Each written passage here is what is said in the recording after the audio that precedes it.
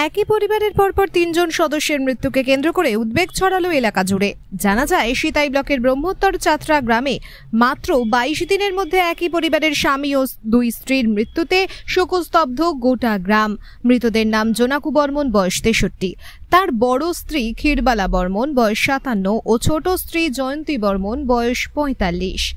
প্রত্যেকের রোগের উপসর্গ হিসেবে দেখা গিয়েছিল জ্বর ও শ্বাসকষ্ট। তাদের সকলেই কোচবিহার জেলা হাসপাতালে নিয়ে এলেও বাঁচানো যায়নি কাউকে। এছাড়াও জোনাকু বর্মনের মৃত্যুর আগে তার বাড়ির ৩টি গরু ও ৪টি ছাগলও মারা যায়। আবার গত ১৯শে মে সোমবার তার পাশের বাড়ির একটি ছাগল মারা যায়, যার দরুন এলাকাবাসী এক অজানা আতঙ্কে ভুগছে। জেলা স্বাস্থ্য আধিকারিক ডক্টর হিমাদ্রি কুমার আরি জানান, আমরা বিষয়টি গুরুত্ব সহকারে দেখছি। এখনো পর্যন্ত কোনো অস্বাভাবিক কিছু ধরা পড়েনি, তদন্ত চলছে, আতঙ্কিত হওয়ার কিচ্ছু নেই। মৃতদেহ রেখে যাওয়া ২ সন্তান রাখাল বর্মন, বয়স ২৪, ও অর্চনা বর্মন, বয়স ১৫, এই মুহূর্তে একেবারেই অনাথ হয়ে পড়েছে। তাদের ভবিষ্যৎ নিয়ে চিন্তায় রয়েছে প্রতিবেশীরা।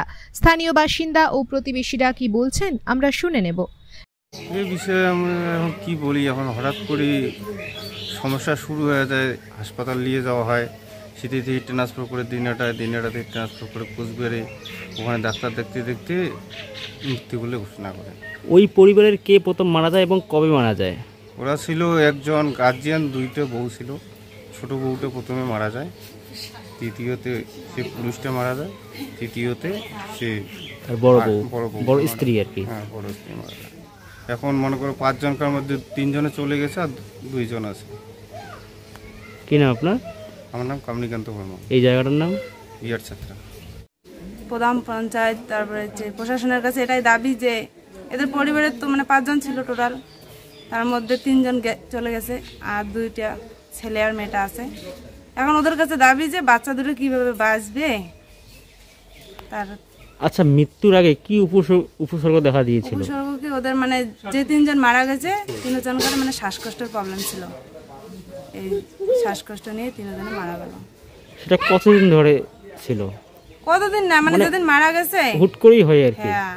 কি নাম আপনার? পিঙ্কি বর্মন। এই জায়গাটার নাম বিয়ারচাত্রা। আচ্ছা, প্রতিবেশীরা কেউ আসতেছে না ওদের বাড়িতে? না, কেউ আসতেছে না। প্রতিবেশীরা ভয় পাচ্ছে ভাইরাস নাকি, আমাদেরকে ডাক্তাররাও করতেছে না কি এখন রেজাল্ট, এখন তো আমরাও এখন জানি না, এখন কোনো রেজাল্ট আসে নাই, এখনো কিচ্ছু বলে না। ওরা আসে যায়, নাম লিখছে, আমাদেরকে কোনো রিপোর্ট দিচ্ছে না। এটা নিয়ে গোটা গ্রাম চিন্তিত আছে। হ্যাঁ, গোটা গ্রাম চিন্তিত আছে। কি নাম আপনার? প্রদীপ বর্মন। এই জায়গাটার নাম Brahmottar Chatra. Bureau news, ABN 24/7, Dinhata.